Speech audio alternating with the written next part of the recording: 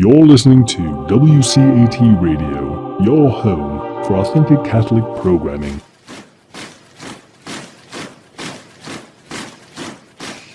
Hello and welcome to I Thought You'd Like to Know. My name is Mary Kloska and I am a guest interviewer today on the show. I have my own program called The Heart of Fiat Crucified Love, and I have my first book coming out here this week called The Holiness of Womanhood. But I am excited today to welcome Romuald Simeone, who is a lay missionary. And he has a lifetime of stories that he wants to share with our guests today. So we will get to him. Welcome, Rami. Okay. I'll have to interject and say things my way. Yes. Okay. Catholic missionary catechist. Oh, super. Okay. I don't like the word lay. Okay. So, because, okay, it isn't exact. Anyway, so first of all, I'm just an ordinary guy. And if you already heard the talk with Mike Horn, I gave pretty much the same introduction. And I really want to say this very sincerely because I've met so many different people who are really very important. And not important in the sense that they're better than anyone else, but they're chosen by God. And bishops, archbishops, and all these things, I can spot a lot of names of people that I've met. And the whole point that I see, how I see myself is that I just had a very good background and how I was raised and all this kind of thing. And I mean, Christian, Catholic, super Catholic from the beginning. And it's not just me, but the people around me. Right. My mother was an Italian hillbilly, and they call Montanaio, from the mountains, came to America, and she was the number 10 child of 11 children. Uh-huh. The last 3 that were still left in Italy, after so many already came to America and other places, her father was a most amazing man, a real saint. I mean, a man could be canonized. Oh, and his name was Joseph Guerra, which means Joseph War. Uh-huh. But when I went to Italy and looked over the ancestry and all this kind of thing, found out when I went to the village where they were, Ruva del Monte, which had been a Roman garrison from ancient times, where Roman soldiers overlooked the Appian Way all the way to Brindisi from near Rome, actually closer to Naples. And people didn't even know what the name meant. Oh. And I was an historian, and I was always teaching history and learning history and inquiring on everything at all. And I found out Ruvo meant a raspberry patch. Oh. the garrison of these soldiers, and the soldier who was a martyr, Donato, who was a Roman centurion, who's buried there, and he's got they hit him in the catafalque. I don't know if it's really a dummy or whatever, but he was a Christian, and he was martyred because he was Christian. Oh, wow. Soldier. And that's why people from that town, when they come to America, they call him Dan, but they're not Dan, they're Donato. Oh, Donatos in Latin. Okay? And so I said, my grandfather, who was your grandfather? My grandfather was Joseph Guerra. We don't know Joseph Guerra. Never to this town. The people don't know about him here. And I said, and I described him, and he says, oh, Giuseppe Giusto. Oh, Joseph. Right. Joseph. The Justo. The Justo. Right. Yeah, he was a peacekeeper and all that. Oh yeah, sure. They showed me in the chapel they had a cross on the seat. This is where he prayed. He was the peacemaker of the town and all this kind of thing. And Giuseppe Giusto had come to America. He had gone to the Argentina at first, and it didn't work out. And he went there because of being just man. His son had committed a crime. His son had put with others, put a torch on the tail of a fox. It ran through the wheat fields and burnt all the people's sustenance. And he took it upon himself. Others wanted to kill these kids and all that kind of stuff. He saved his son, but he says, I will pay for it. And he was poor.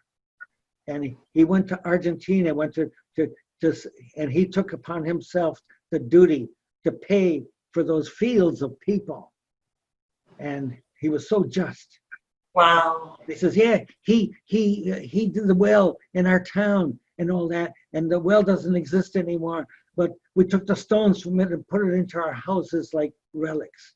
Wow. I mean, this was a really just man. And I met him one time in my life, because eventually he came to Chicago, and he was in Chicago away from his family, and they were wondering why he was there, separate from his family who were in Buffalo, New York. And he was in Chicago. He had gone there to save his daughter. His daughter had married a man who was a drunkard and a wife beater. And he went there in order to protect his daughter and to make peace with this son-in-law. And he did, and he did. And I read his journal in Italian, and he says, don't say bad things about him, because he's treating her well and he's treating me good. Wow. It was complete forgiveness, complete. So that was my mother's side. My father's side were Italian Jews. Okay. His father was a doctor in a town where he was the only Jew, and he was wealthy, and he did mitzvah. He did charity work. He used to go up the mountain to Montevergine, up that mountain, 4,000 feet mountain, in where St. William had this, the Virgin Mary appeared in Italy. The Lourdes of Italy is Montevergine, Mount Vergine, and near Naples. And they lived just below the mountain, and he used to go up there on his buggy and all that, take care of the monks. And he got into discussion with them. He talked about the Old Testament. They talked about the New Testament. They converged. Wow. It was witness of both of them. Wow. And they showed him, the only story I know about him, that they showed him from Nehemiah, that Jesus would come to the second temple. Well, second temple has already been destroyed, 70 AD. You must be there already. Right. And eventually he was convinced Jesus was the Messiah. Wow. He wanted to become a monk. He was like, there's this thing about the Simeons. They're always go-getters, and they move on their point, you know. Right. They're not people that hold back. And so he wanted to become a monk, but he was married. He was a doctor. He was married. So his brother became a monk. And, wow. And the family was tutored by that monk. And my father was tutored by that monk before he came to America. Okay, so I had this structure, and we had Jewish traditions connected to Christianity. Mm-hmm. It was almost like being with St. Paul. Right. You know? And so we had to read the Bible. We read the Bible. We were being told all the truths of the books of the books of wisdom and all that as a child. And so I didn't know how to. I said, Poppy, how do I know all these things? You got to learn to read and write. So he taught us to read and write before we went to kindergarten.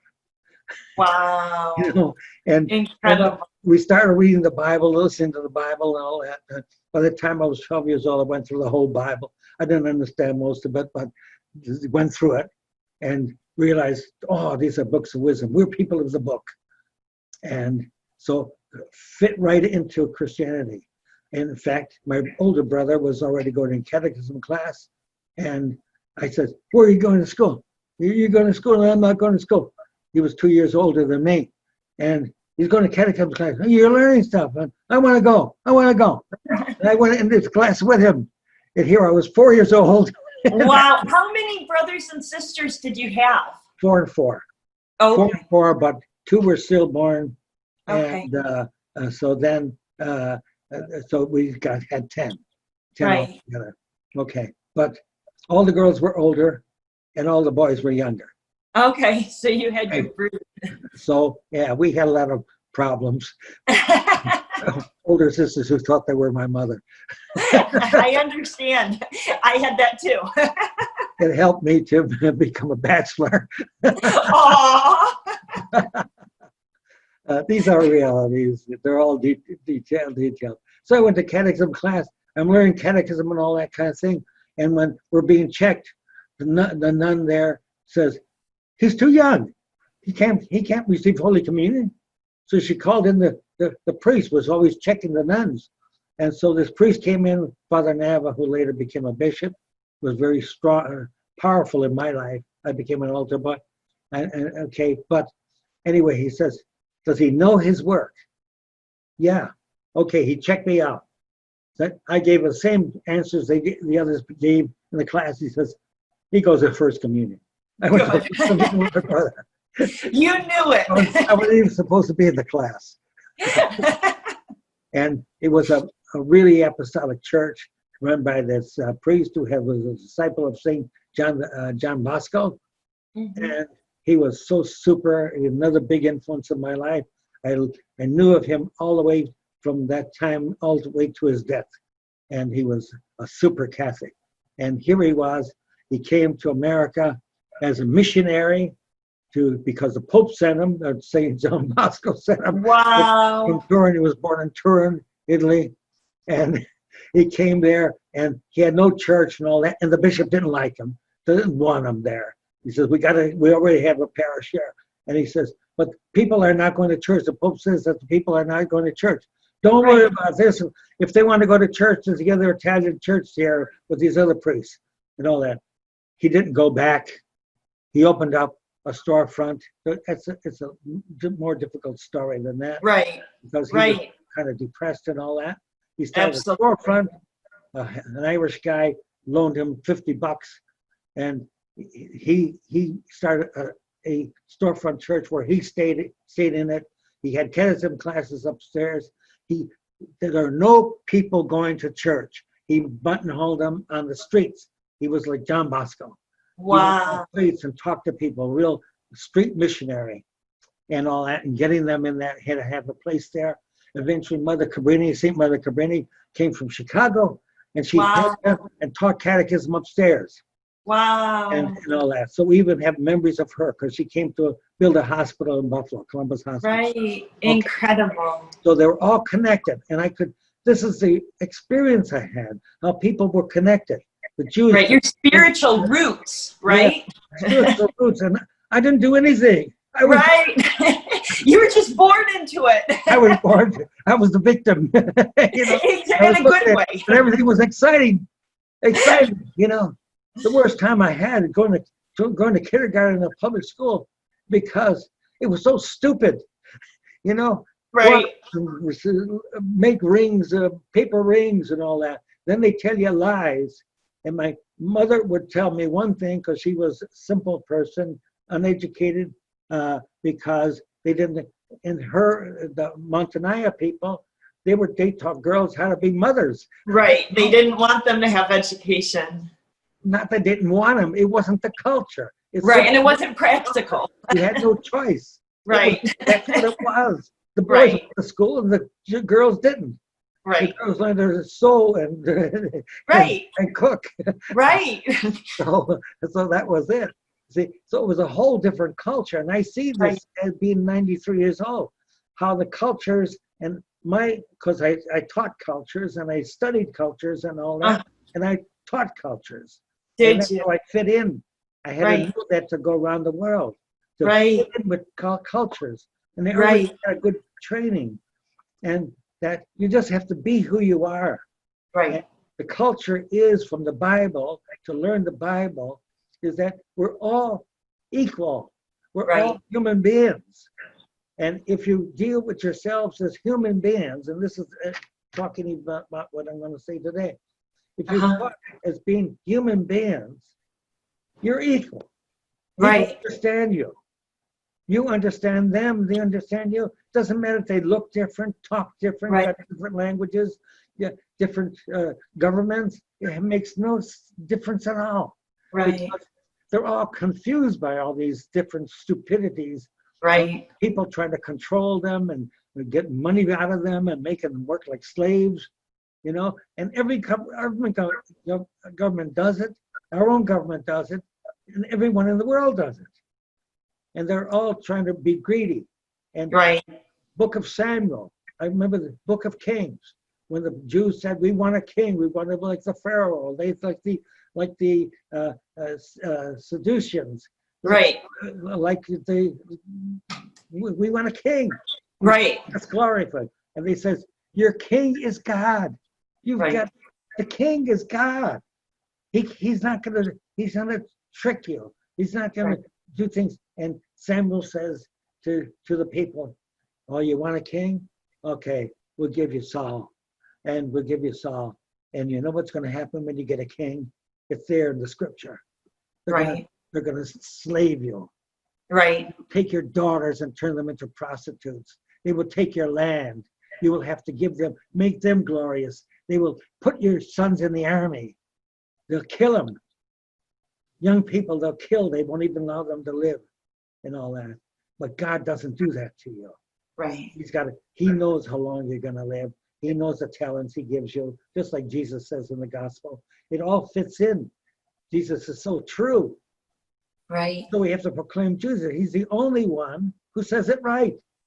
He's the only one who says it true. The prophets, Moses, and God says he made us in his image.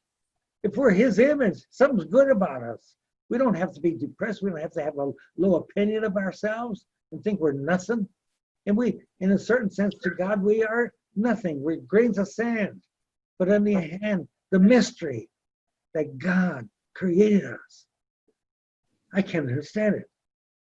I can't understand it. Nobody can understand it. It's a mystery. Why am I here? Why are you there? Why am I existing in this particular time? Millions of years, thousands, eons occurred before creation. And here I am now talking here. And I'm not going to be talking too long. I'm not going to be talking next year, today, tomorrow, whatever like that. It doesn't matter. It doesn't matter. Then he's going to give me eternal life. I can't understand that. If I can't you can't complain about that. If I don't understand my existence, I can't understand. It drives me nuts for the first time I heard it. And I remember I was going crazy when I was 10 years old, thinking, eternity. I was listening to eternity and catechism. Like, I don't want eternity. It's never going to end, never going to end. What if I get tired of it? No, you won't. I was wondering all these questions. And he says, how come I'm always thinking? How come I'm always thinking? Can I stop thinking and just relax? You see, this is all reality. So then I could see when I studied Aristotle and these people, yes, there's difference between needs and wants. Needs. The universal thing that everybody is the same. Everybody is the same. Everybody wants to be recognized. Everyone wants to be loved. Everyone wants to get along. Everyone wants peace. Everyone wants acceptance. But wants, wow, it's a difference between saying I need food or saying I want a hamburger. Or I want dessert. I want dessert. I want to say, when you get into the wants, you're confused. Right. It's all supercilious. It isn't solid. But to say, I need to eat, and when you go to visit people in different countries, when I went out, like I'm going to talk now about Thailand. Okay. I went to the villages. First I went to Bangkok. Bangkok, of course you go to Bangkok, and it's just exciting and all this kind of thing. And you just meet with people. So the first thing I always knew, you have to connect. Okay, here I was, a ripe old age of about, I don't know, in my 30s. You're old. I already had fed up to here with America. went to Australia, met all of these wonderful people being thrown out of other countries. You know, the white Australia policy at that time, and they were inviting immigration because they realized they were losing to the Japanese because they had no population in Australia. So they had to get population, and they wanted white population. They wanted European people. So they came in from the death camps. The Poles came in from the death camps. The people came in from Ireland. They were sick of Ireland. They came in from Scotland. They came from England. The poor people that couldn't make a living in those places, and they populated Australia.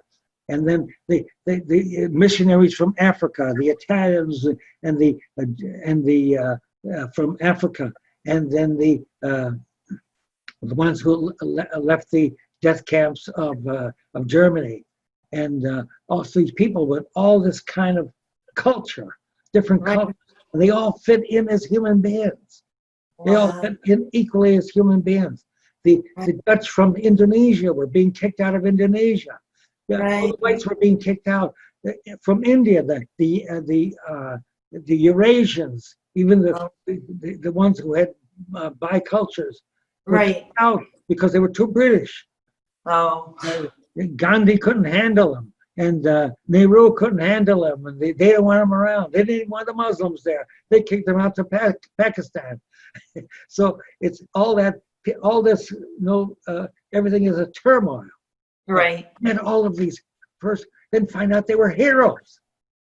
I had a student in Australia he was a teenager, but he had been 4 years in Auschwitz from the age of 12 to 16. Stan. And here he was. He wanted to get knowledge. He wanted to become a priest. And I was hearing the stories. Being of Jewish descent, I absorbed what the ones who had been in the death camps were saying. I said, that was it. I was a Christian. I was a Catholic. My name, I would have executed. My name was Simeone. My Jewish name was Baruch Shimon. Benedict Simeon. Romuald, they would have knocked off because it was Romuald's a German name. That would have saved you. It's a German name. If I was a spy. But anyway, so that's the way it is, I'm just a chick out of an egg looking around and wondering what the world is around me. So that's it. And then finding where I fit in and don't fit in. My mother gave me bad advice going because she was a very kind woman, a holy woman, and accepting everybody. And she says, you're going to go to school and you're going to make a lot of friends. Well, I was making friends with my brother. I was making friends with the kids on the street. What's so different about that? Oh, you're going to make special friends there. And I asked my father, what am I going to do when I go to school? He says, first thing you're going to do when you go to school, you're going to find out that the teachers are liars. Your mom said that? My father. Oh, your father. My father was different from my mother. His culture was Jewish and intellectual. He had gone to college. He didn't come to You America. were 6 years old and he told you that? Why? I was 5. 5 years old. And he says, she's going to lie to you the first day you go in there. They're going to lie to me? Yeah. He says, they're going to tell you that they know more than your parents. Oh. Yeah. I'm 93 years old. He was right. He was right. They're not educators. They're indoctrinators. Wow. They know something in a book and they're trying to push it into your head. They got something. A 5-year-old is supposed to do this. He's supposed to play with blocks. He's supposed to skip. He's supposed to do all the stupid things. He's supposed to read fairy tales.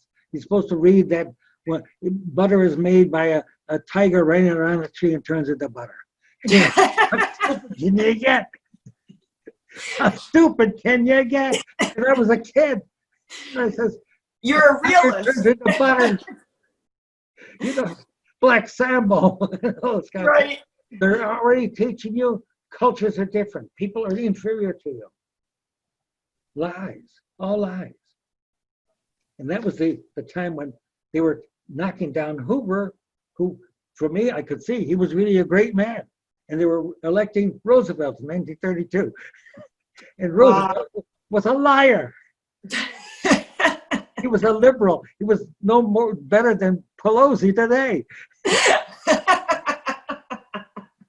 Yeah. Rami. I began to evaluate. And so when I came to people like Aristotle, the big three, Socrates, Plato, and Aristotle, I loved all three. Of course, Socrates was a simple guy who really learned from conscience and observation and all those kind of things. Plato instead was confused because his family were liberals. His family were running Athens. They were politicians, but he learned different after they killed Socrates, and he got shocked. And then his student was Aristotle, and Aristotle says, "Truth is reality. Truth is reality." He's back to the Bible. He's back to Jesus. Truth is reality. And then you learn, well, what's wisdom? What's wisdom? Well, you have to observation, the senses. Then you go from observation to judgment. Mm-hmm. You have to judge. You have to look at all different things, and you have to make evaluations. So you have to think, and you have to think looking at reality that you see from your senses. And then from that, you make judgments. You evaluate things. You see, there's good, there's bad.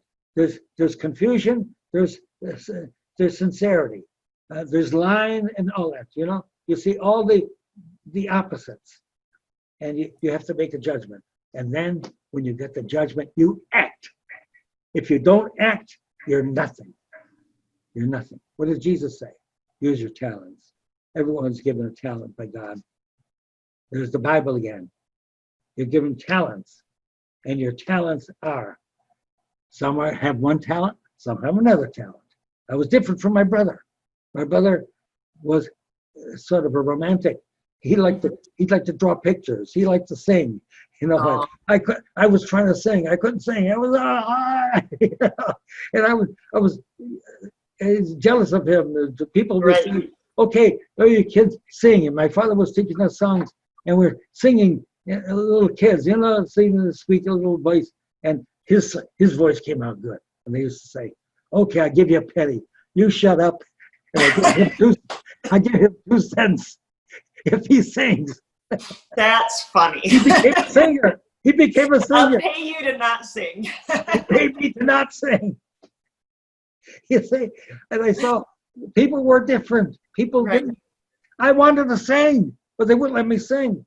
So when I went to Australia, they were stopping people from singing and the youth from singing. I started a singing class.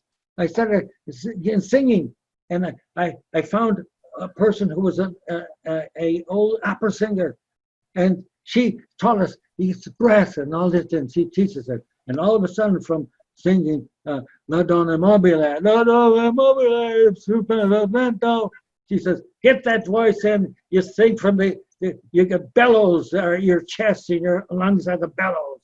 Don't sing in your mouth. Sing it out." and sing out. And they said, La donna mobile, qual pure malvento. And everybody can sing. Right. Sing with your heart. And so all the people that the nuns threw out of school, that they couldn't sing and tell them to shut up, I got, and I call it mein Gruppe, my gang. And we're going to sing because you're happy. Sing because you want to sing. Right. Then this one who was an opera singer came and taught us a few things. And all of a sudden, everybody was singing. And so they couldn't sing. They didn't know Christmas carols and stuff like that because they were Aussies. And so I says, we're going to make, I was doing poetry and stuff like that because whatever I learned poetry. I couldn't remember poetry because I discovered that I did not have a recall mind. Mm-hmm. I couldn't get languages because why? Languages are stupid. They're incidental. You love the thought. Every language has the same thoughts. Right. You say love, and the other one wants to say amor, and the other wants to say a different word in Russian, whatever it is. That's a stupidity. They all have different words for Right. the same thing. Right. But they're all thinking the same thoughts, right? Right. They're all the same. We So got why the same use thoughts. So I'm working this all out in my head. So I write poetry, Christmas, the words of the Gloria in the Mass, and I put it according to the Christmas Carol. And I call it the Christmas Carol Mass. And then we're aghast. They said, Wow. It can't be done. My club can do it. Right. We did it. We did it. We recorded it. There were sisters that came in from the missions from New Guinea. They listened to it. They said, you got the music for it? No, I can't write music. I can relate to you there. You see? So, but you fit in with reality. They were saying, you can't write music unless you can read music. That's nonsense. You can sing it. Right. The person who could play it and knows what the notes are, they could put it out right away. And Right. someone who could do that, he played by ear. He never learned the note. And he composed stuff. He composed. He treats voice masses. And he's deceased now, but he was one of my students. And he could do that. And they were trying to teach the piano. He would close the. They come back there and he's playing so marvelously, like Mozart. And he wasn't reading the music. Right. As soon as he could hear something, he played it. He played it. He had pitch, perfect pitch. Right. In his head. So you see, so this is it. So I'm looking at the world and I'm saying, these missionaries, they're ordinary guys. They were ordinary guys. They didn't have any degrees. They were just missionaries. Some were priests, some were not priests. People were going out there. These girls were going to New Guinea. They didn't like school and all this kind of thing. And I was teaching them the same things. And they went and joined these missionaries that were in New Guinea. Right. And they were wonderful. They were peaceful. Right. There was a Christian brother who had come from New Guinea. New Guinea. And I said, gee whiz, this guy's he was a Christian brother. But he says, you don't need to know all this stuff. All you do is go there and listen to the natives, fit in with them, and they love you. Right. They love you, and they teach you. They teach you. It's not Right. what you learn in school, it's what you learn from people. See? So this is how I'm going. So when I'm going to tell the story, I better get to it. Right. About Thailand, right? Thailand.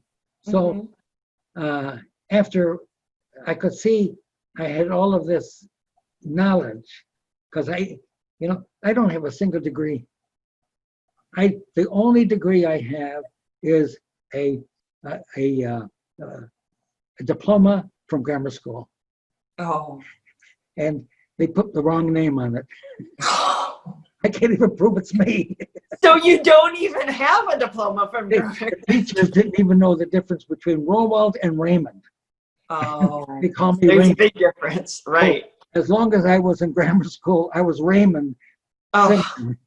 right, If I can't prove I'm the other guy, I'm Romuald. right. My birth certificate, I found out after that, my birth certificate said Romuald. Right. Wow. But my Uncle Dan was Donato. Okay.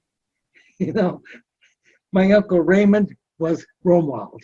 Romuald. My Right. Uncle Charles was was another name because it began Carlos or whatever it was. Carlos. I forgot. It wasn't Carlos, but another name. But some Italian name that began with a C.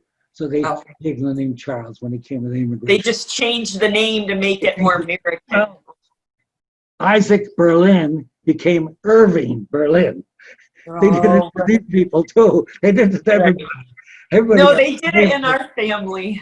They did it in your family too. Yes, my great-grandpa Pashakovsky, his brother took the name Parker as the last name. We're 100% Polish. So my mom had, yes, we had uncles with the last name Parker, but my great-grandpa Kazimierz kept Pashakovsky. But they did the same thing in our family. The same thing happened to all of us. So life is so confusing and all that. So I learned from all these different people, and I says, if they did it, I can do it. Right. You know, here I was teaching. I went to all of these schools, and I learned everything. My favorite book when I was in grammar school was a dictionary. I was learning the dictionary. I read the dictionary. My father had taught me that if your teacher doesn't teach you, if you're confused by what she says, ask me. If I don't know, go to Encyclopedia Britannica. Right. Give me the Encyclopedia Britannica in the school. And so I had to go to the public library, the main public library. Go to the top one. Go to the top one. Here I am. They give me these kids' books. I had to get somebody, my older sisters, to get the books for me. Or I pretend I was a scholar or something like that, and I asked for the book. They went and put it on the desk, and I read it. And I wasn't supposed to read the encyclopedia.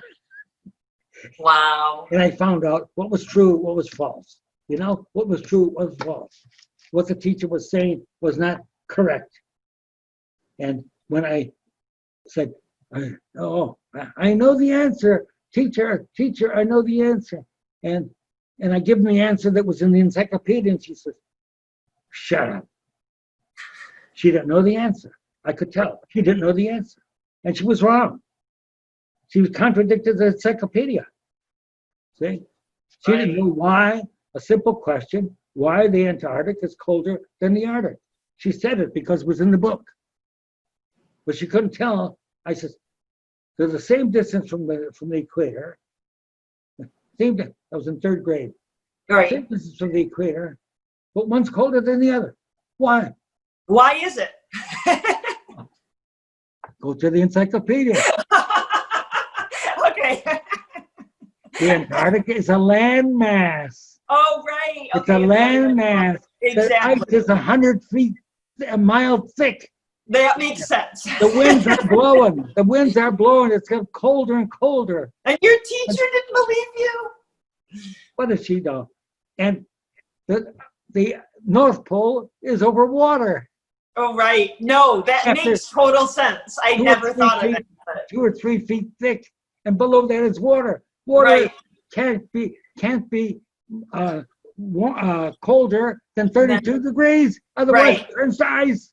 Right. And it doesn't turn to ice easily because there's salt in it. Right. It's so simple. Right. A third grade person can understand it, but the teacher didn't know it. And she shut me up because it made her look bad, right? And I didn't know why she shut me up, because I had the answer. Right. I was teaching her. And she didn't So how did you get to Thailand? I want to hear this story. So I got to Thailand because I didn't know where I was going. Mm-hmm. I didn't know where I was going. I got in the airplane when I left Australia. I figured I had done enough there, and people were now focusing on me. Right. To me, this was embarrassing. Okay. It was embarrassing because if focusing on me, I didn't have enough to deal with their whole life. Right. And so I said, I see from these missionaries, the people that they went to, and there was a missionary there from America who was a Capuchin Franciscan. He had a German, Blockinger, his name was, from West Virginia, and he had gone to the missions at that time. You go to the missions, you go for life. Right. He dedicated himself. He's going to go for life. He's going to stay there until they kill him or he dies. Right. Okay. But when he went to China, he went to northern China, and where the communists later came in. The communists got him and all that, and he wanted to stay there and work with his people in China, and they tortured him and broke his back, and he became a hero to the people that saw how intent he was, like a martyr. Right. They kicked him out of China, so he went to Australia because that way he could get back into China. And incredible. You know, he never did. He never did. But I met him. Right. I met him. He's my hero.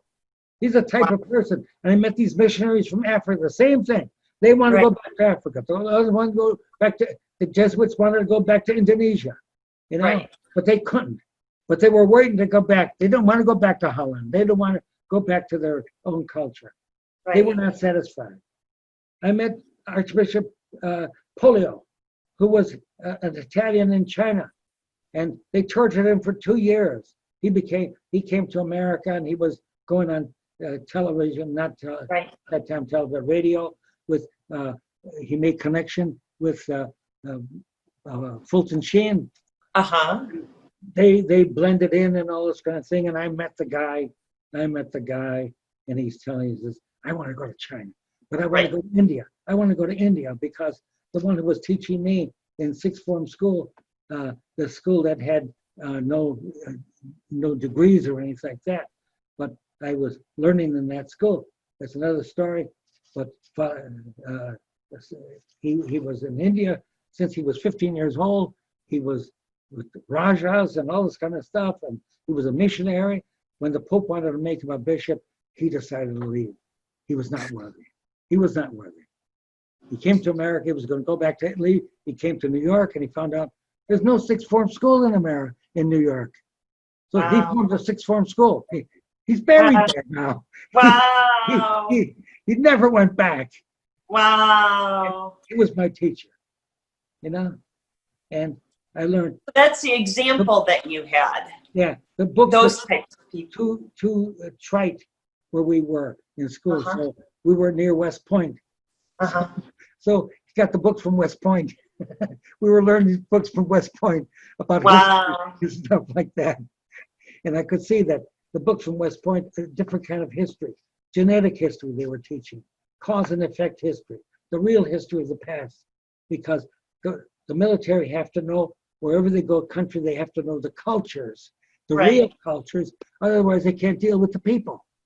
But if you learn political history that you learn in school, which they mix up politics and all this kind of thing and tell you a lot of nonsense, like the British were bad to us, although we have British common law, but they're bad to us. The King George didn't treat us right, so we got rid of them. Well, but don't get rid of the culture. Don't get rid of the civilization. Don't get rid of the things that are correct. And that's what they do in America now. They get rid of all of our culture. They don't even agree with the Constitution anymore. Okay, so you're going to Thailand. Okay, now, so I didn't know where to go. All I knew was I had a free ticket. That's another reason.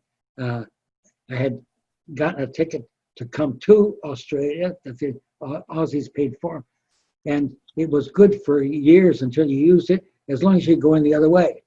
Round trip. Right. So I looked at the round trip and this Chinese, Singapore. I think I'll go to Singapore. So I'm going to go to Singapore. I know nothing about Singapore. I mean, I know the history, because geography was one of the subjects I loved so much. All the different world was so fascinating. And so the Chinese, I'll go there. And I had met these missionaries from China. I said, I think I'll try China, but you can't go to mainland China. You can go to Singapore. So I took my flight for Singapore. I didn't know where I was going. I had no idea where I was going to sleep that night. I didn't know what I was going to eat. Nothing at all. I had $200 in my pocket. Wow. And so I got in the plane and I'm connecting. See, I learned about connecting to people. And I saw, there was this priest sitting in the seat, and there was an empty seat next to him. I went and took the seat. And I said, hi, praise the Lord. And we're connected. And he says, where are you going? I said, going to Singapore. What are you going to do there? I don't know. I'm going to meet the people. What are you going to do? Right. We start talking. And he says, a neophyte. The guy didn't. So right away, he says, I'll tell you what. They pull out the little black book. I knew people had black books of their contacts around the world. Right. Tourists. But this priest had a black book. And I found out he had a list of all the contacts wherever he had been. All the contacts that other missionaries gave him. Right. Missionaries connected missionaries to missionaries. Right. And all of a sudden, I'm a missionary. Right. He says, you go to Singapore, you get there at the airport, and no matter who it is, no matter what language he speaks, get a taxi, and you got $200, you can get there. Say, Novena Church. Pronounce it correctly. Novena Church. Right. He will take you to the missionaries. Wow. Super. And you can always trust a missionary. It's true. If you can get somewhere, y'all help each other. And you can help the people you can trust. Right. They live there. They know the realities. Right. They know the realities. It is. They're not illusions. Right. So that I'm in Singapore. And Singapore, they're Redemptorist fathers. Oh, super. The church is full of Chinese coming there praising the Virgin Mary and all that kind of stuff. I says, wow, you got a lot of Catholics here. He says, no, only a small percentage are Catholics. Right. These are Chinese. They don't have a real religion, but they honor us. They honor the Virgin Mary because she's the Queen of Heaven. Right. The Queen of Heaven. The Seventh-day Adventist church across the way is empty, the Protestants, because they're trying to tell them about the Seventh-day Adventist doctrine. And they go to church on Saturday. And he says, they don't go to that church, but they come here, they're crowded. He says, we got 9 novenas a day. Wow. They're crowded with the Chinese. And the Chinese are there because they see the Queen of Heaven. And we honor her son. Right. Wow. A mother who doesn't honor her son, who's fantastic, who teaches people, and they're listening, they're learning. And now you know the Chinese, when they become Catholics, wow, you can't get it. They don't believe the Pope that says make a deal with the communists. Right. No deals. We're Catholics. We live our life underground. You see the difference. So I saw that how people are straight arrows. I call them. Right. I learned from the Indians. Right. You gotta learn something from everyone. You can't shoot with a crooked arrow. No. There's a straight arrow if you want to hit the target. And they're straight arrows. So here I've got connections. I got a connection. He just wrote it down for me. I did it. And here I met the Redemptorist fathers. They said, oh, you can teach? I'm a teacher, right? Right.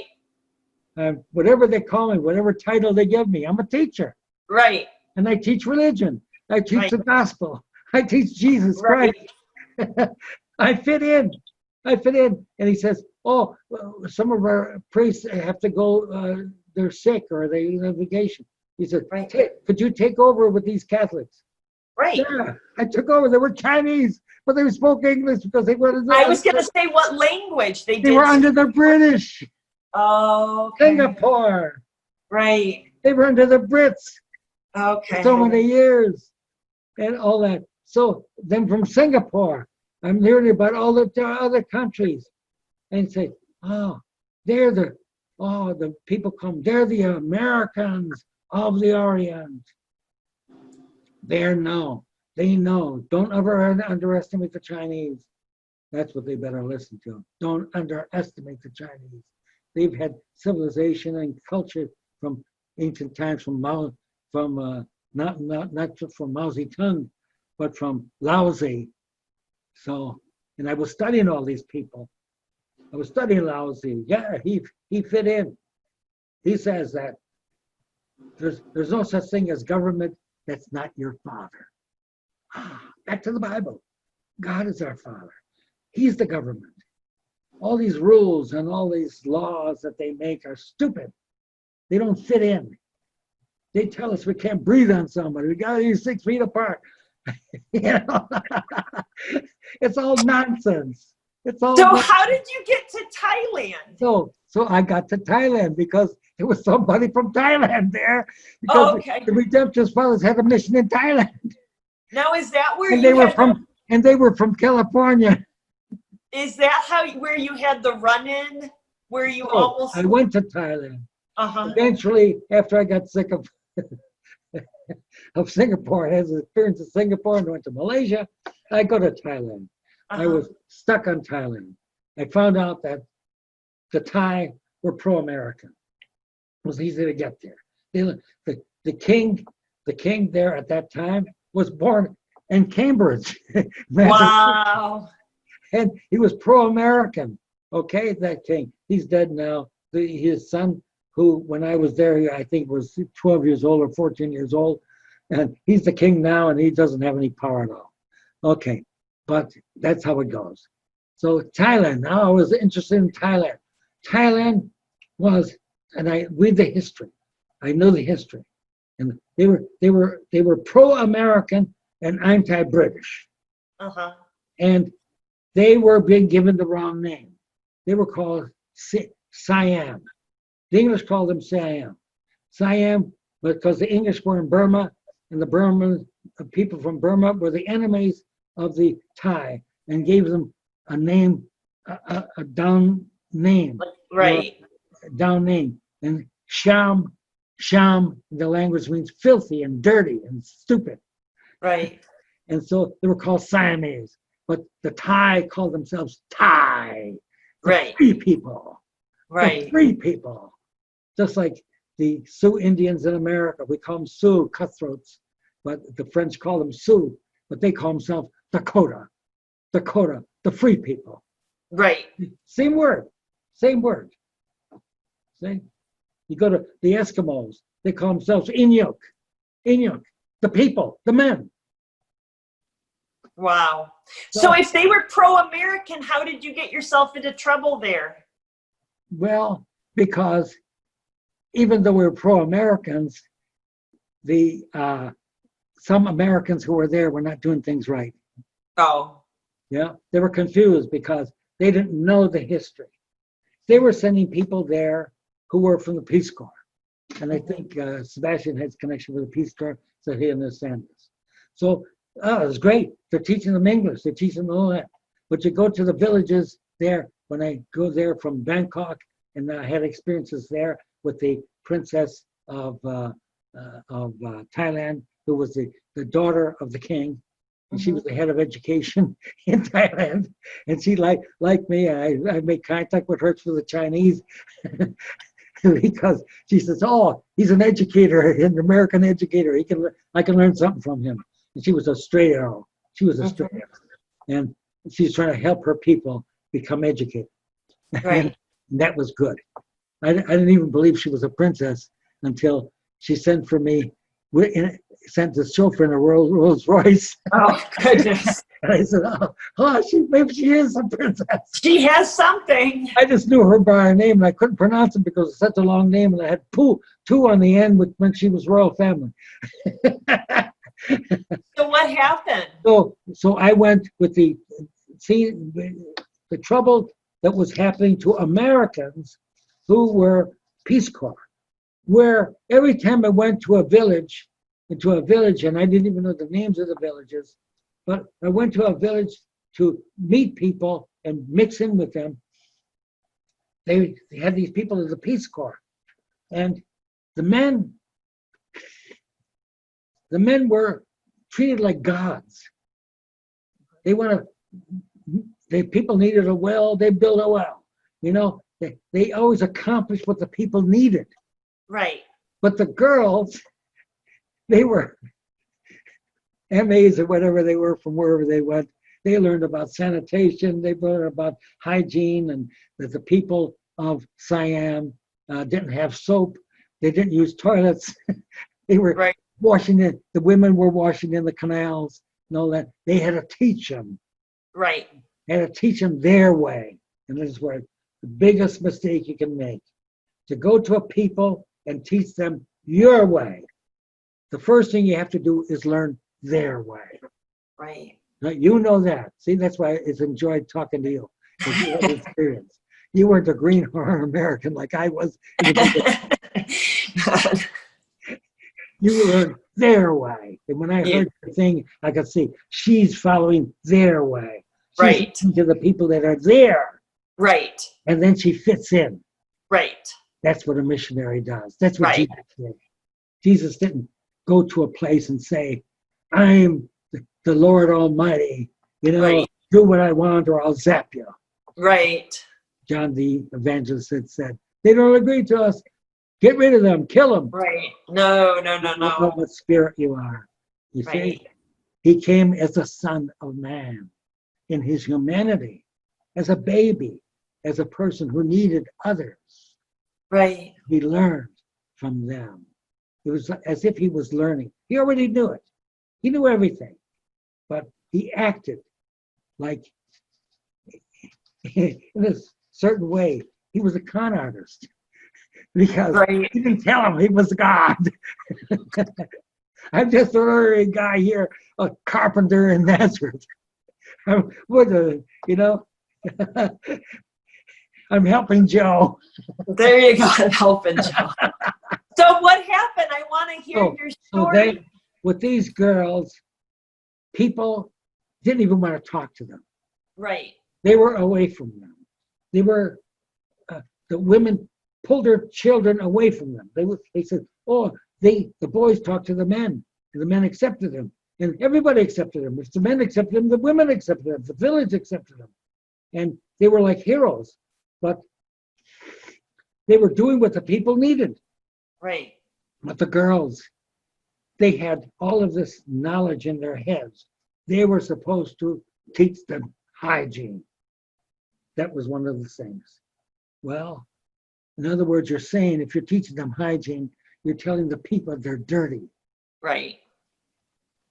Say, your way is better than their way. Right. And then they didn't go into the canals to wash and labor. So the people really thought. So the girl, I says, you don't fit in with these people. Would you allow me? Because I was concerned. Right. They were forced to be there for 2 years. They could not go back to America because then it would look like a failure to the politicians that sent them there. Right. The men not only wanted to be for the 2 years, they stayed for 4 years, 6 years. Wow. Yes, because everybody accepted them. Right. So, in other words, the girls had no connection. Right. Men had connection. So I says, I could find out if you be honest with me and tell me what you're doing and what you're doing. He says, yeah. He says, and I'll find out from the women and I'll find out from the Thai people why they don't accept you. There's a reason. There's got to be a reason. Right. Reality. There's something that's not real. Right. So I'll find out for you. But I'll say it my way. I'll say it their way. Okay, so I went and talked to them and all that kind of thing. And so to the women, why you pull your children away from them? Because they're prostitutes. Ah, amazing. Listen to the people. Right. Why do they think? Why? No, Right. you have to analyze. You have to figure it out. You have to make a judgment. Why? They're not telling me why. They don't want to offend anybody. They're Buddhists. They don't offend anybody. They don't say their mind. They don't say their mind. If you don't want to offend anybody, that's crazy, because you got to hold back what you're thinking. Right. See? So they don't want to offend them. They don't tell them why they don't like. They're divided from them. Yeah, they like them. They like them. They're nice girls and all this kind of thing. And he says, but they're telling you this and that. He says, well, they stink. They stink. They think that you're dirty and you got all that sweat on you and all this kind of thing. We don't. We go into the canal every day with our sarongs around us. They're private. They even have a sense of modesty. And they're all the women. And they get the mud and the sand and they rub it on their bodies, and they come out of the water and they rub themselves with coconut oil. Wow, they got beautiful skin. But they admire the American girls because the girls are white. They like to be white. You go into the temple. You go into the temple, and God is white. And the lower in the Buddhist temple, and the other angels are blue, because they're in the heavens. Those are the angels, and the black ones are the devils. Oh, and then they can. I understand. So the Thai girls want to be white. Oh, they have things over their and Robbie. These big things to shade them so they don't get. That's so sad. You see, so they admire these girls, but they think they're not washed. What do you mean they don't wash? What they don't see, they don't know. Right. They didn't see them going to the canal with the other women. Right. But they had bathtubs, special bathtubs in these cups. Right. They were private. They had fat soap on. They had to use perfumes. Right. They stink. That's funny. And not only did the people know they stunk, the animals knew they stunk.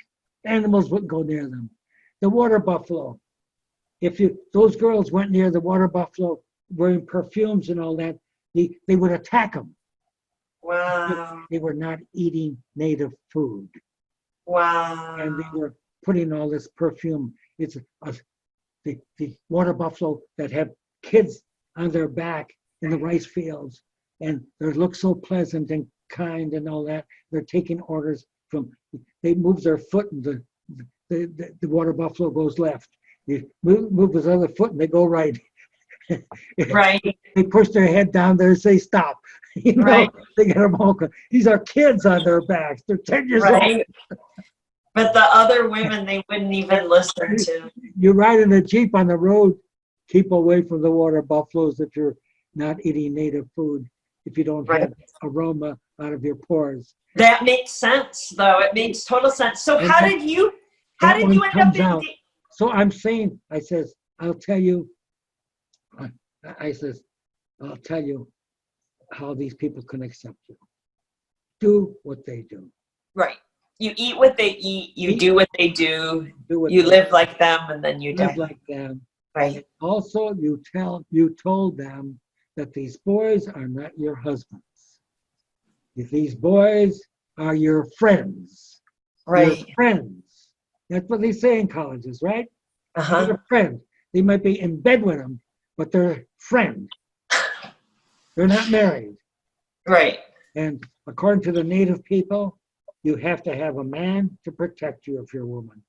Okay. Your father, your uncle, your village. Right.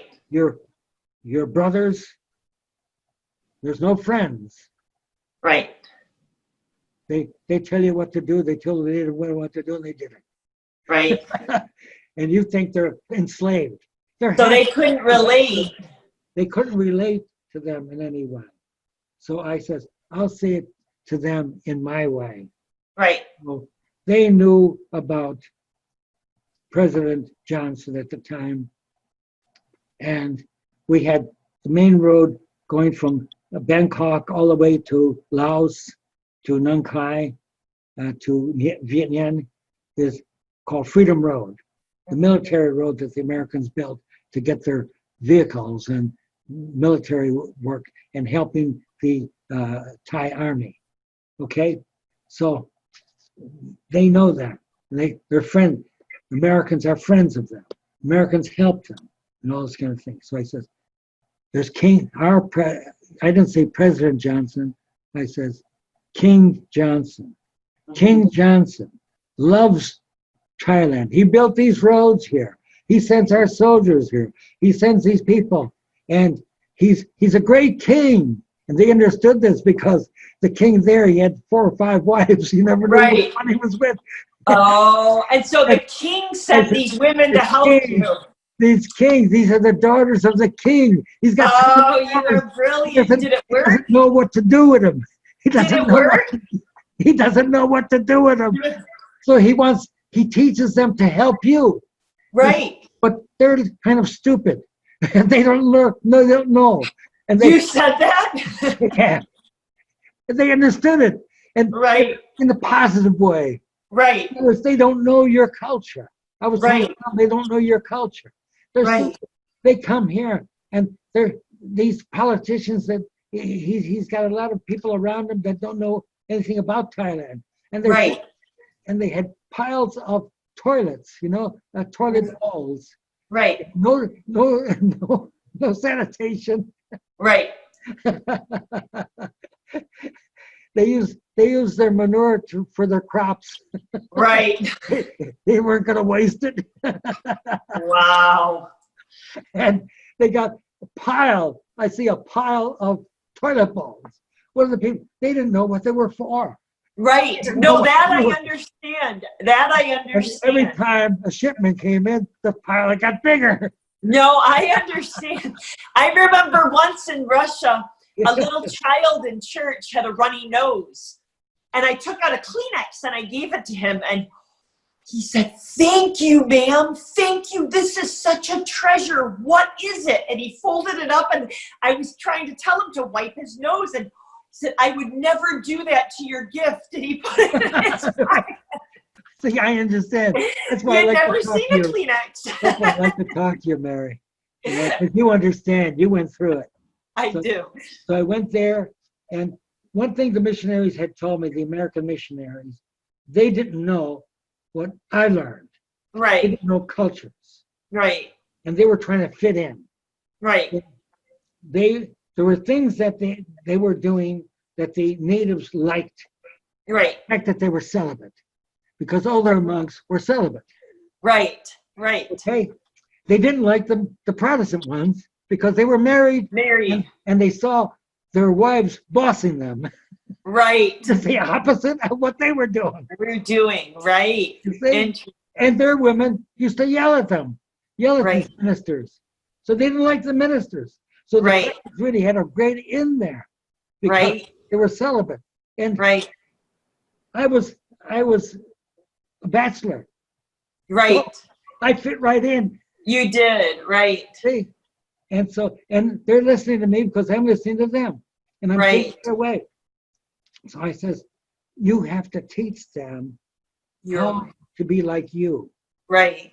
To get them your way. Then I went to these girls of the Peace Corps and I told them how to connect. How to connect. Don't go in bathtubs away from them. They think you don't bathe. Right. See? They think, don't boss these guys, these Peace Corps boys. Don't let them, don't think you're the hot shots. Right. You're telling them what to do, what they're doing wrong or right. Right. Because once you point a finger at them, you're in trouble. Right. Their women don't point fingers at their husbands. Right. They give them they plant in the rice fields, and they're there pushing the things there day and night, and they're just doing it, and they're happy that someone pays them when they work on the roads. If someone pays them, and their men are there who just watch to protect them, and they don't do any work. Well, it sounds like you really connected with the people. So how did you get into trouble? I'm going to tell you. So I wanted to do something like the missionaries, learn why. Here they were, the Redemptorist fathers from California were there for years and didn't know how to connect to the people just because they listened to the Buddhist monks.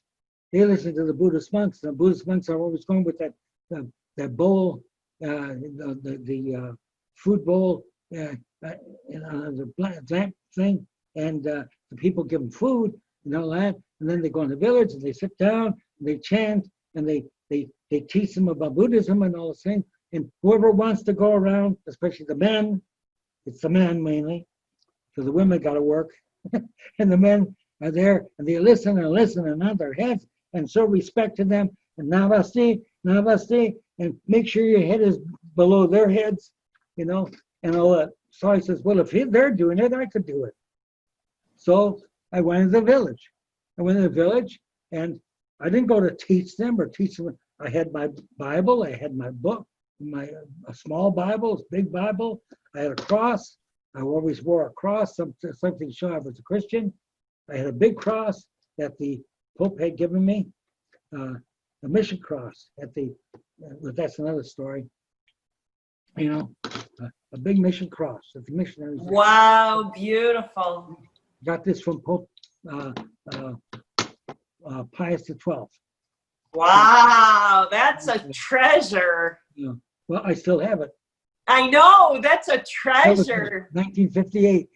Wow, incredible. And that was the holy year, the Marian holy year of Fatima. Okay, when in 1959 they were supposed to tell the secret of Fatima, which they never told. And one of the secrets they said was the Pope was going to get shot. Wow. Okay, so it's like prophecies. You don't know prophecies until they're fulfilled. Fulfilled, right. You see, when you're fulfilled, then you understand. Right.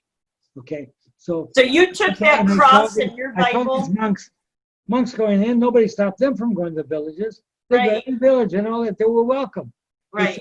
In the center of the village and began to chant and pray and all that. And people went and sat around them. They prayed with them and all this kind of thing. Then they start talking to them.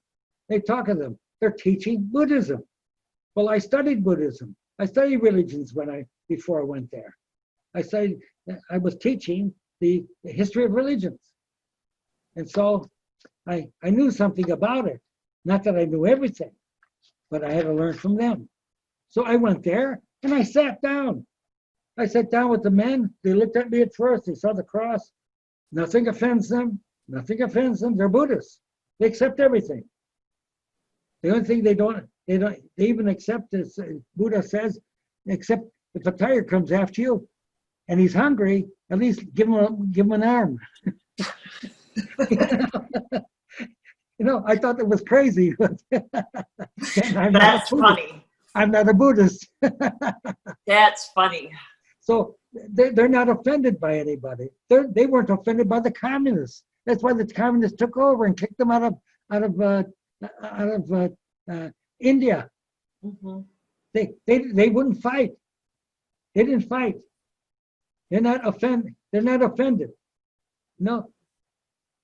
We like to coexist. If you coexist with your enemy, the enemy takes over. That's our way of seeing it. Okay? Right. So I sat down there and they got to know me. They told me I was peaceful. I was trying to chant. I was doing the Gregorian chants. They were chanting. I was chanting as well, Gregorian chant. And I would mumble if I didn't know the words and all. And they were happy that I was collaborating. Right. And the Buddhist monks were happy. They were happy, and all this kind of thing. And as long as I kept my head below theirs, and I realized that you're supposed to do that. And say Savati. Peace be with you. and put your hands there. Okay, show that you got no weapons. So I'm there. They got used to me. So they had the Peace Corps there. They had the men of the Peace Corps. They were peaceful. So, and they were right in the, I don't know, remember the name of the village or whatever, but these villages that were along the Mekong River, the Mekong River. And across there was Cambodia. Okay? And every once in a while, soldiers would come marching down around, and they had a bamboo fence on the river. That was the border. Right.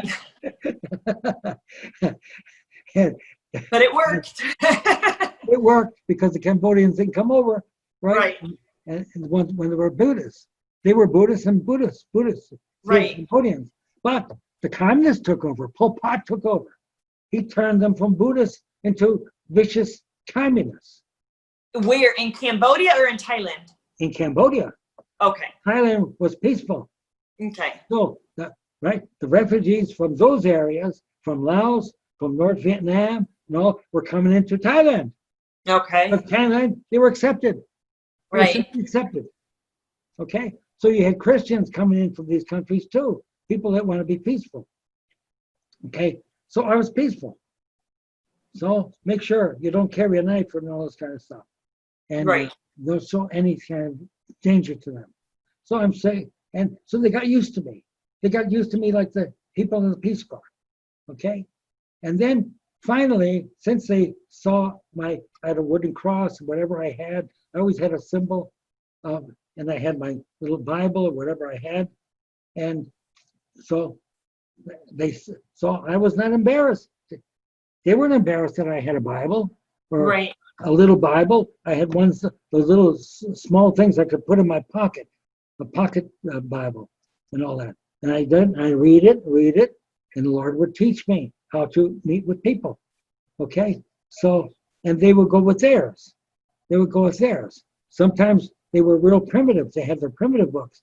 They had things written on banana leaves. Yes. You know? Super. You see? So they got used to me. They see I was peaceful. So eventually, they're asking me to share. And I'm sharing. And they say, what's your belief? Well, they had this belief that I thought was kind of crazy. My metempsychosis, that you nirvana, they had no good idea of who God is. It's Right. the peaceful place and up in the sky, whatever it is, that you have to be purified. Each generation, you're purified. When you die and your breath goes out, it goes into a little baby that breathes for the first time. Oh, wow. That's your, if he has your ideas and all that, he's yourself in a new generation. Wow. Right. You're going from one generation being purified. But my question would be, as a Christian, as a realist, is that Right. what if that next guy does something wrong? Right.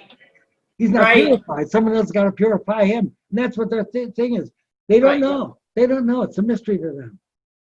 You move the prayer wheels and all this kind of thing, and you're getting merit, but we're the prayer wheel, And to me, but I don't tell them. I think it's Right.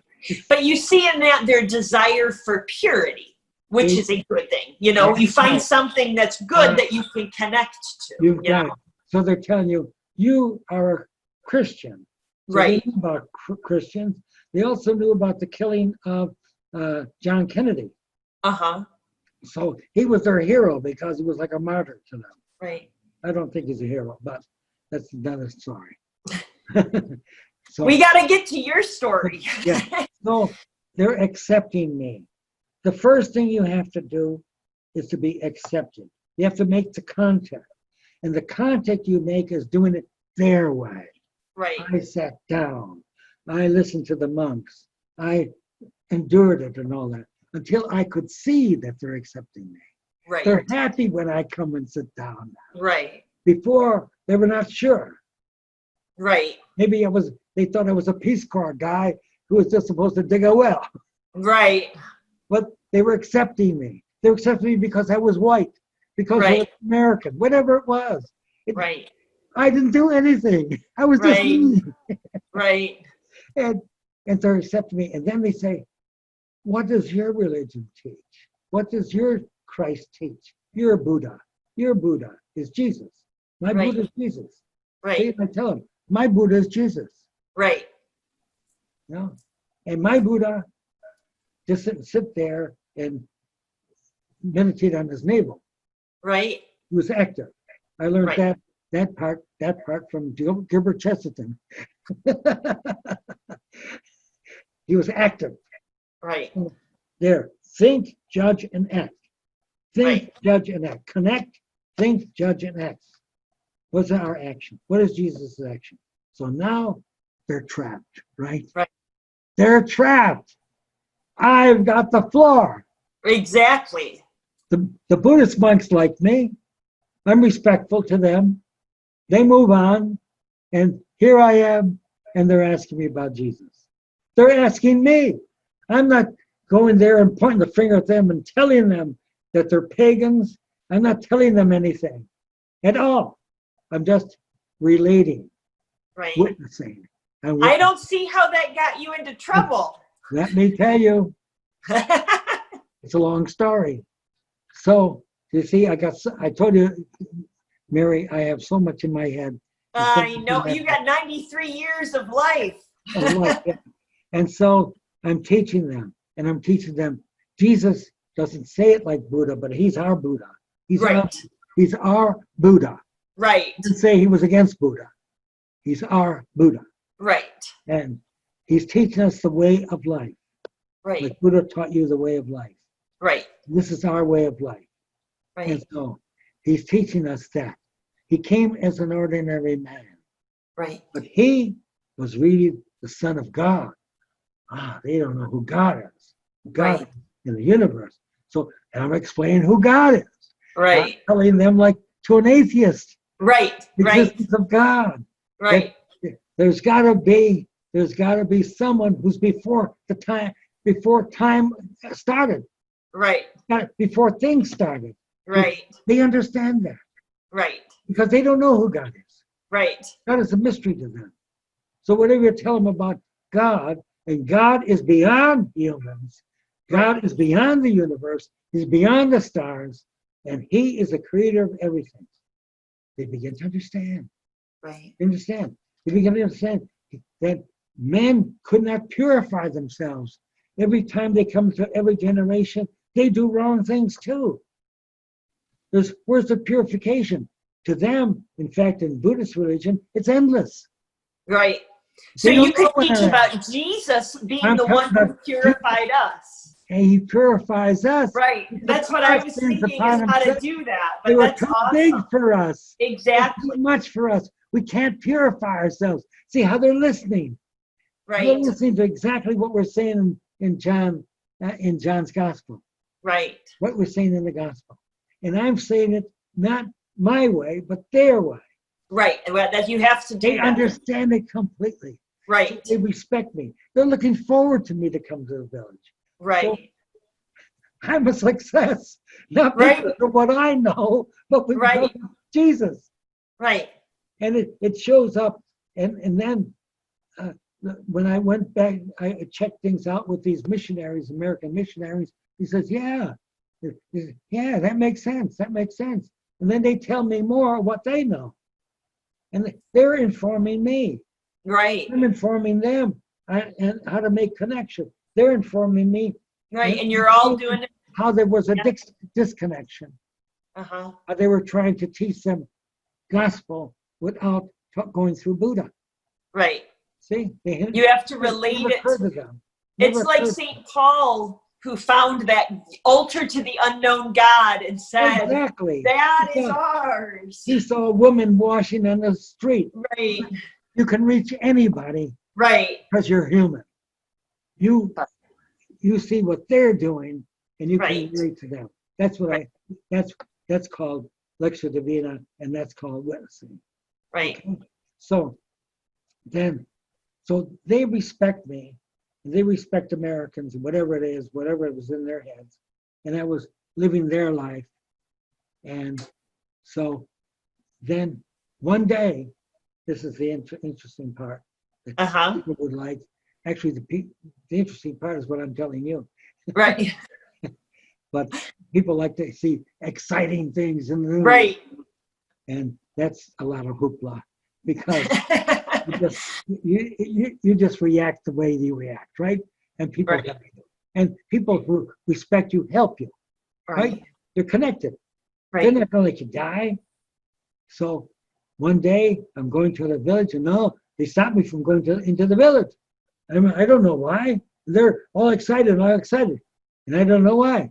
And and the head man and the men are going to get me and bring me out. And another one that was there, I don't even know if she was some kind of a Christian missionary or a Peace Corps girl who understood them, who was mixing in with them. But she was there. I didn't even know who she was. But me and this woman, they're getting us out away from the village. And I don't know, they're pushing us out. Like, come on, go. And they hiding us in the rice fields. Hiding us in the rice fields, right? It's like a wheat field. The two of you. It's all up to two of us. She was a British, and I was, she wasn't Peace Corps. She was British, and I was, I never got to know who she was. We were scared, of course. We were afraid. Yes, we were scared. We didn't know what was happening. Right. And we heard noise behind in the village. We could hear noise. We knew that something was happening. We didn't know what was happening. And we were in there. And we were there until it died down. It died down. Nighttime, whatever. Get back. I decided, can't go back there. I don't know what's happening there. I go back to where the missionaries are. And their mission, the redemptionists. And I go there, and I'm going there, and I'm myself. She went, I don't know where this woman went, but scared stiff, and I say we were watering the rice. Scared stiff. Right. Hungry, bladder. Right. Letting out, that kind of thing. So, and we go back when it was safe, no more noise and all this kind of thing. Nobody coming for us. So go back to Freedom Road, back to where the missionaries were. And I went back there, and he said, you're here. Right. Hey, I'm here. Says, what's the matter? Says, 2 people were killed in that village. 2 people were killed in that village. The Cambodians. I'm sorry, I have to fix my phone, my battery is out. We've talked too long. Oh. But I don't know. I'm going to have to. Can I stop? No, I want to get to your story. There we go. I'll be with you just a little longer. I think it'll balance. Okay. Are you ready? I'm ready. Sorry. So I just said the phone is about to turn off. So. And the missionaries are greeting me. Right. What happened? They're all shocked. What happened? Right. And I said, well, what happened? I don't know. I was in the rice field hiding. Right. I wasn't in the village today. And they got me into the rice field. And he says, what happened? He says, soldiers are coming. The soldiers are coming. The Thai soldiers are coming. He says, the Cambodians came across the river. Oh. Cambodians came across the river. He said, apparently they came to get rice. They came to get supplies and all this kind of thing. And so I didn't know what the whole story was. Right. I have to go back there. And so when I go back and it's all connected, then when they tell him, he says, and the soldiers come back and they report us out. Nobody go into that area. It's a dangerous area. You got to stay in the mission here. And so I'm staying in there. And I know what will happen, but they're happy that I'm out. That 2 people were killed. The report from the soldiers was 3 people killed. The Thai soldiers are going there to close the border and get these Cambodians out.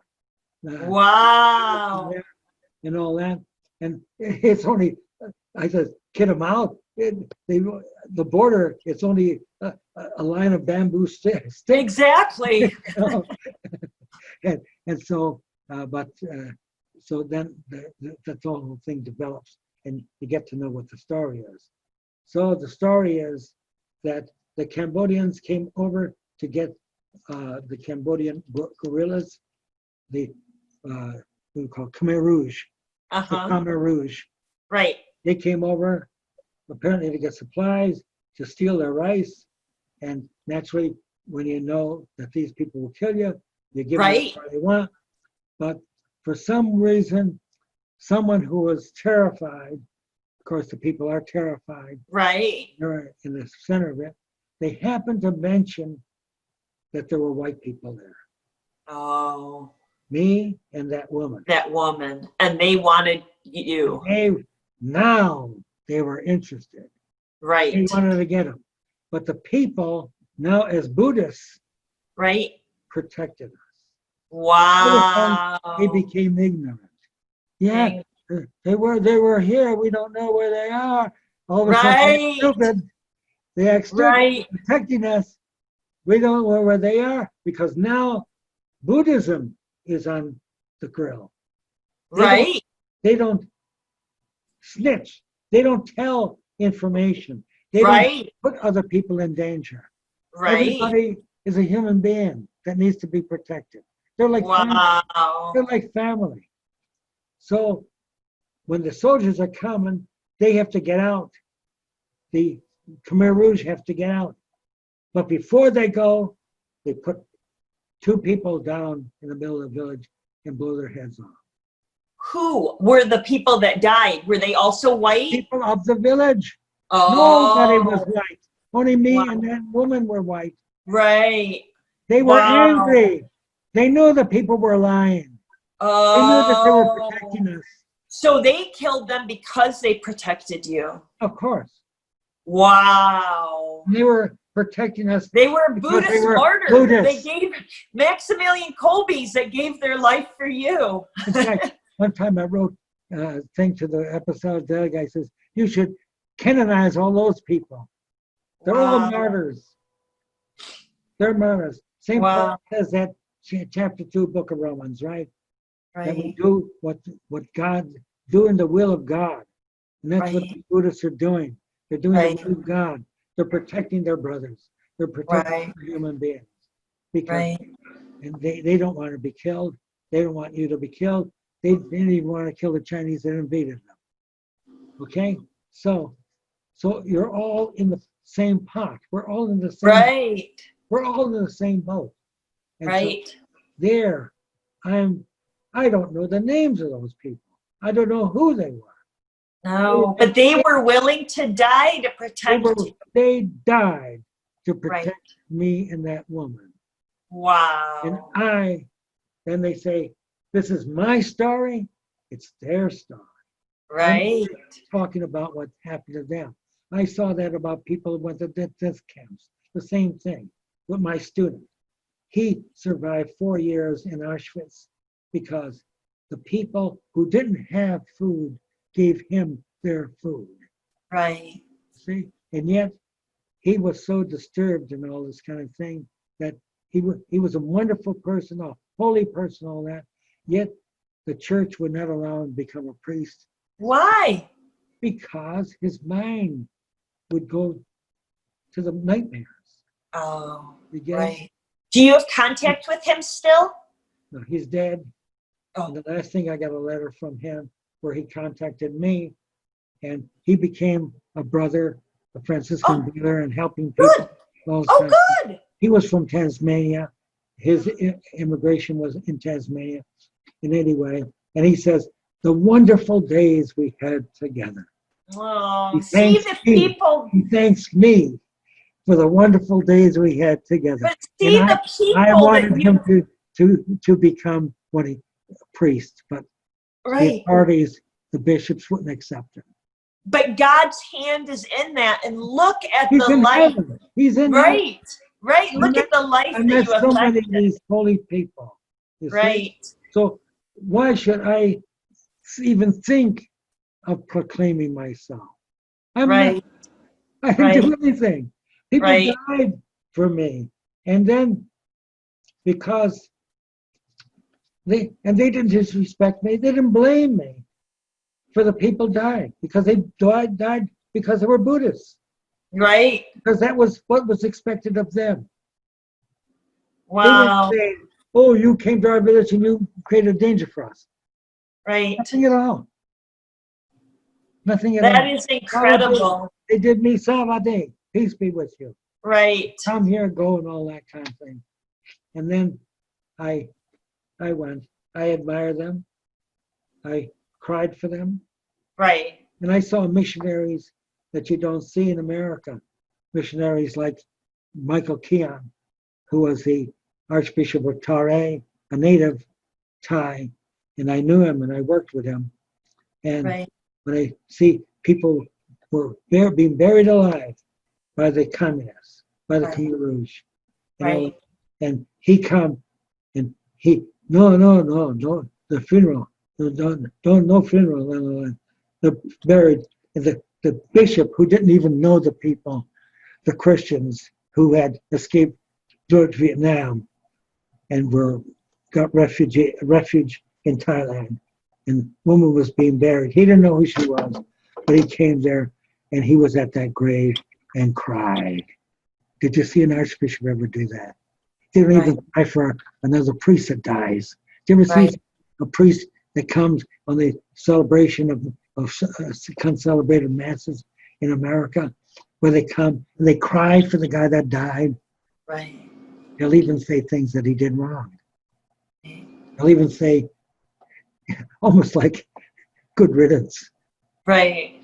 See? Wow. They did it to my Monsignor, who formed the 23,000 people that he met on the streets and formed 4 parishes. Wow. The bishop didn't want him there. The bishop didn't want him there. And That's the one in New York? in Buffalo, New York. In Buffalo, yes. Holy Cross Parish. Right. Okay. And so Wow. that's where I was raised. So you see then how people treat people like people. Right. And those girls didn't have to go back to America. They were not filthy anymore. They washed their nails. Right. But It was all fixed. And everything fit right in. And they're praising me for teaching them how to be human. What a joke. But it is true. To teach them how to be human. You have to meet people where But they I are. had to learn. I only passed it on. Isn't that witnessing? We received from Jesus. Jesus called himself the Son of Man. He's really saying, I would call myself an ordinary guy. That's what Jesus is saying to the Jews. I'm an ordinary guy, but I'm also the Son of God. Right. I can work miracles. I can do this for you.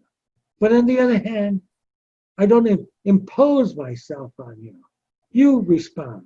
If I teach 10 lepers and only one comes back and thanks me, and he's a Samaritan, he's better than those Jews who are going to the temple to give a sacrifice. Right. So everything fits in, and that's the whole thing with witnessing. So I'm saying that the people learned from me, and they learned about Jesus. Right. I'm happy because I taught about Jesus. You have so much wisdom that you can share with missionaries. I don't have any wisdom. It's Jesus. Well, right. Wisdom is a gift of the Holy Spirit. So I just steal it. Right. I stole it. And well, you received it as a gift, which is really beautiful. An experience. And a gift is a gift. We call it a grace. Right. A gift is a gift. It's always a gift. I'm no big shot because I've got a gift. Right. It belongs to God. I'm only using it. Right? Paul had to learn that receive a gift, and he's going to go to the Gentiles. Peter was afraid to go to the Gentiles. Right. But Paul did it. See? Everybody has a gift. Right. It's God who gives us the gift. God who works out. I don't know. I don't know how to improve myself. and a lot of things I did wrong. I don't tell you the things that That's okay. Everybody does, but you try and you try to. But then these missionaries were helped, and he says, "Well, we've got a mission in the leper village.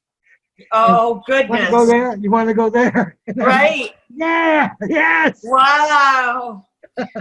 Well, Rami, it's wonderful to hear your stories. It all continues. Right.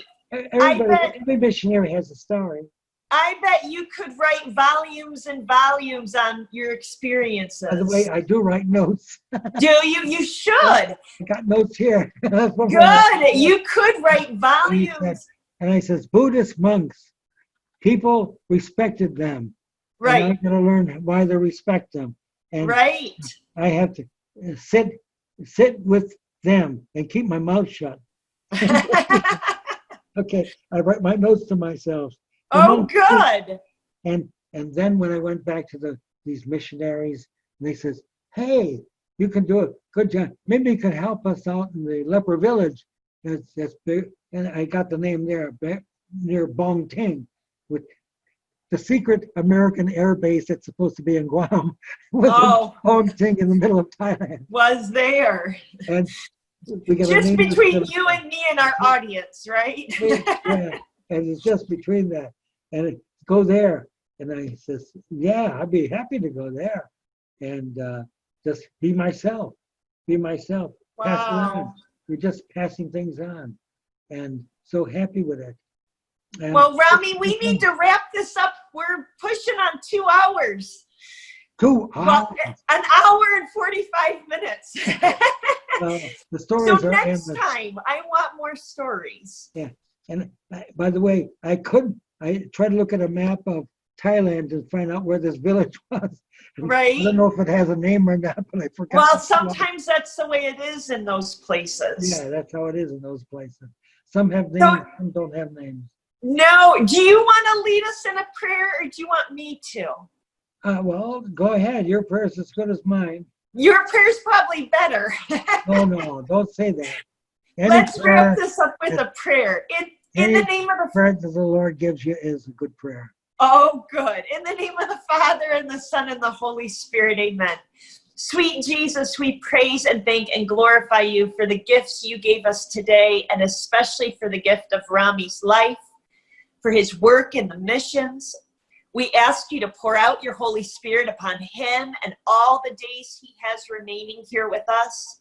We ask you to be with all of the people who are listening to us today, to open their hearts and set them on fire to be missionaries like him, wherever they are, even in their own homes. We ask you to be with all the people that he touched, those lives all over the world, with the refugees and with the Buddhists and even those who persecuted. And we ask you for their conversion. And we gather together and we pray as one. Glory be to the Father, and to the Son, and to the Holy Spirit, as it was in the beginning, is now, and ever shall be, world without end. Amen. And I want to add to that prayer. Oh, add to it. I'm not the great guy. And that what? It's the glory belongs to the Lord. And right. Anybody can do it. Yes. Not me teach them. Anybody can do it. Just read the scriptures, do Lectio Divina, and the Lord, follow what the Lord did, how he went into the towns and how he emptied himself.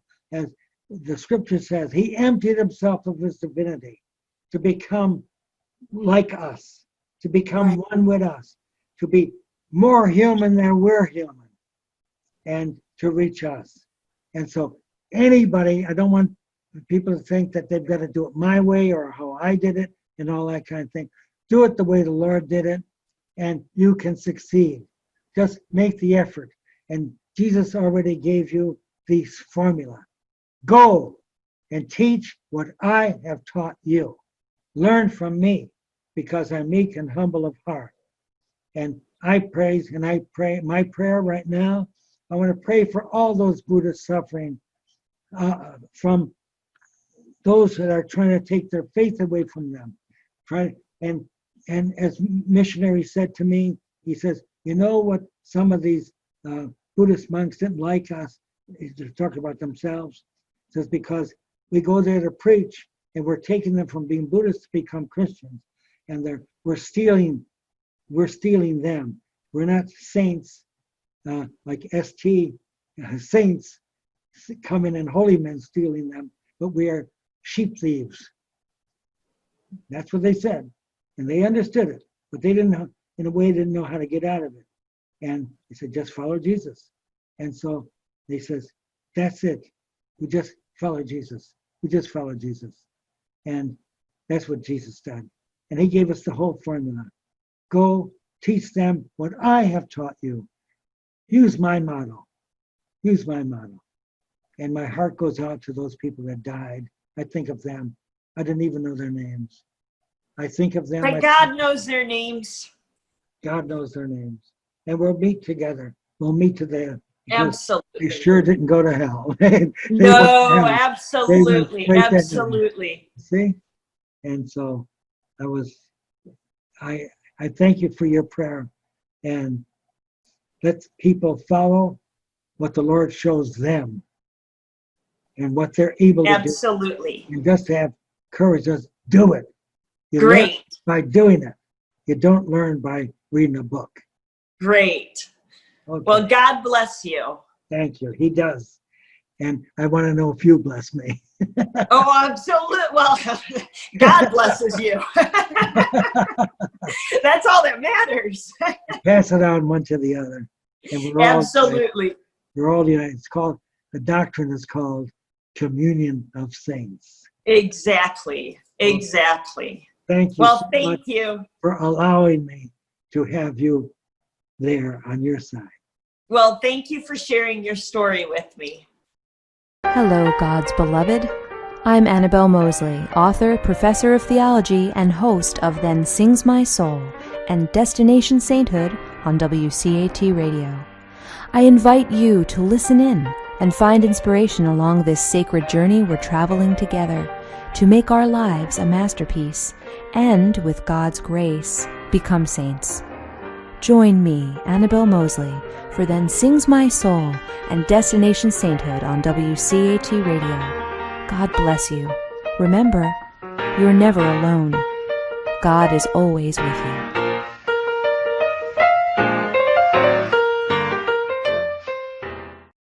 To a production of WCAT Radio. Please join us in our mission of evangelization. And don't forget, love lifts up where knowledge takes flight.